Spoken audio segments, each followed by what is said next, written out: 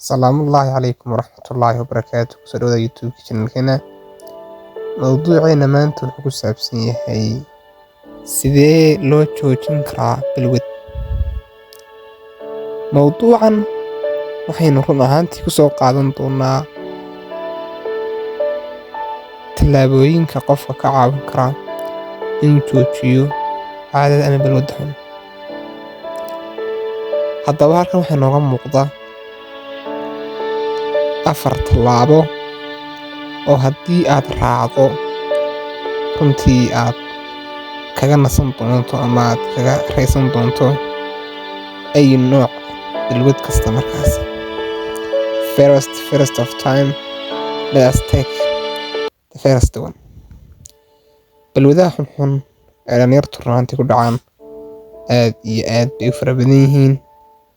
Runtii wax sababana marka laga tago nafta iyo shaydaanka oo lagu eedeeyo malaha. Aayadda Quraanka fi suurati Yusuf waxay tilmaamaysaa wamaa ubarri'u nafsii inna nafsa la'amaaratun bisuu ilaa maa raxima rabbii.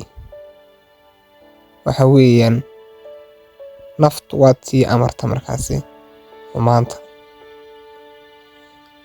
laakiin inta waxa weyn rabbiga u naxariisto ayaa ka badbaadaysa ilaa maa raxima rabbii inna rabbii la ghafuurun raxiim.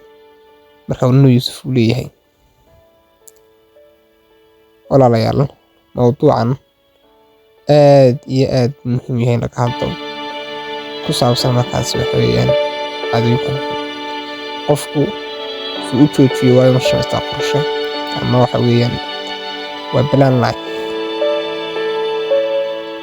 waxyaalaha ka caawin kara ka mid tahay plan life-ka inuu qofku balwadda uu joojiyo markaas, sida qofku inuu aado goobo gym oo kale ama xafiisyo uu ka shaqeeyo oo kale iyadoo firaaqada yahay markaas. dhalinyarteena wax aad iyo aad ugu fara badan camal la'aanta iyo shaqo la'aanta taasoo keenaysa qofku marka inuu balwaddii uu ku dhaco. balwadaha labana kala qaadi doonaa mawduucan maanta kala qaadi mayno balwadaha si guud baan u sharaxnaa, laakiin mawduucyada dambe ayaan balwad mid ku kala qaadi doonaa. laakiin walaalayaal waxa muhiim ah horta balwad marka ugu horeysa definition-ka waxay ka timid bal yaraa wad ama shayga balaada wad. markii dambena waxay noqotay balwad markaasi. balwadduna waa shay aad iyo aad markaasi u xun. hadday ahaato xashiishada, khamri cabista, waxa weeyaan balwaddan aadka ama aafada foosha xun ee dhalinyarta ay ku dhacaan iminka loo yaqaan siigo.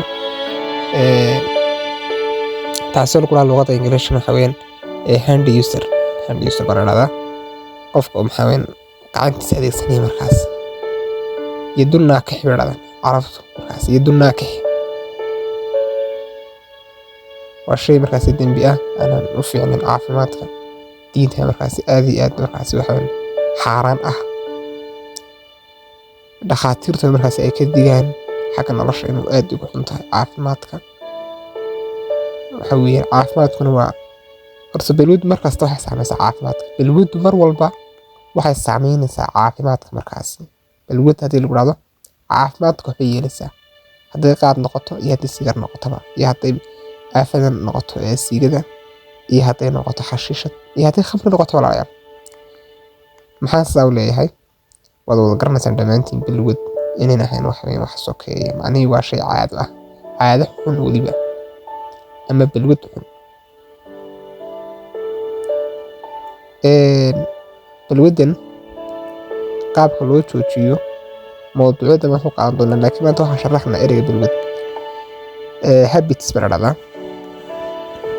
habitka markaas qofku waa shay ula qabatimaya markaas. waa shay qofka ay naftiisu jeclaanaysa mar walba inuu shaygii sameeyo. haddii uu samayn waayana ay naftiisu shayga ka xumaanaysa markaas ama ay ku qasbayso.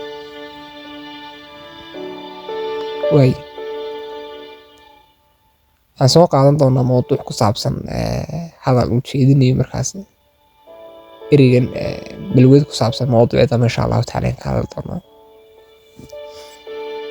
saaxiibayaal muuqaalkan in dheeraada ma rabo, waxaan doonayaa inaan kusoo koobo waxa weeyaan definitionka maanta ee qeexitaanka waxa weeyaan bad habitska ama balwadaha xunxun, kuwaasi oo aad iyo aad ragaadin ku sameeyay dhalinyarteena ama waxa weeye nolosheena saameyn ku leh, haddii ay noqoto xagga waxa weeyaan life workska, educationka iyo healthga. saddexdan ayaa ugu muhiimsan ay saameeyaan dhammaan balwaduhu. waxaan ognahay dhalinyar badan oo waxbarashooyinkooda uga baxay markaasi balwad, ha ahaato balwad qaad ama joint chat luqadda ingiriiska lagu yiraahdo, ama ha ahaado waxa weeyaan cigarette ama smoking cigarette. smoking cigarette iyo waxa weeye joint chat waa kuwa ka mid ah oo iyagu ugu waxa weeyaan ugu saameynta badan waqtigan aan noolnahay dhalinyarta markaas, kuna sababa inay sameeyaan waxa weeye waxa loo yaqaano noloshooda ay waxa weeye dib u dhigayaan.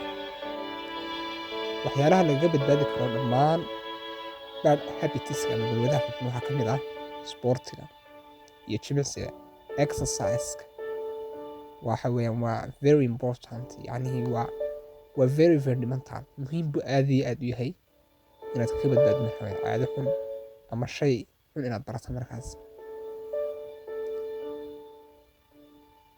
xagga healthiga aad bii exerciseka uu muhiim u yahay, uu jirkeena waxa weeye caafimaad kusoo kordhinayo.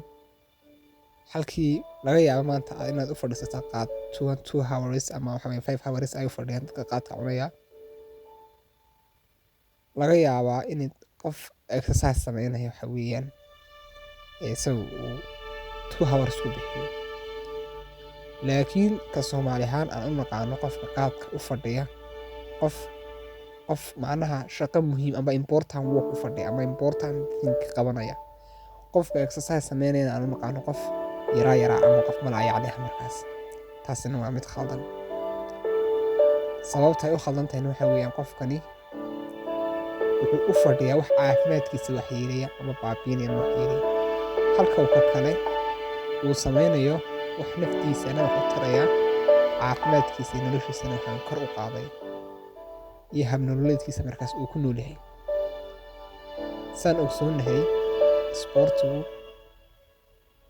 dhakhaatiirta caafimaadka ee waqtiga nool waxay ku dhiirigelinayaan ama ay compulsory qof kaga dhigayaan, ha yaraado ha weynaado, dumar ama rag kuu dooni ha ahaadee, inuu maalintii sameeyo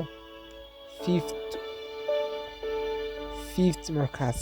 xagga dumarkana ay kaga dhigayaan markaasi 20 exercise time ah. ugu yaraan maalinka qofku inuu sameeyo waxa weeyaan 15 ilbiriqsi ama 15 minute oo ah exercise.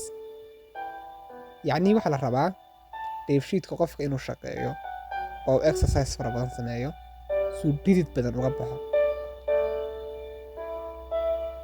yacni waxa xanuunka qofka ku keenaya waa maxay? waxa weeyaan waa sugarka. xanuunada ugu badan ee laga qaado waxa weeyaan fadhiga badan ay ka mid tahay sugarka markaas. exercise-kuna waa caafimaad muhiim u ah nolosha markaas iyo xagga caafimaadkaba. qofku inuu sameeyo exercise badan waxay ka caawinaysaa inuu qofku jirkiisu u dabco, u furfurmo, uu ahaado markaas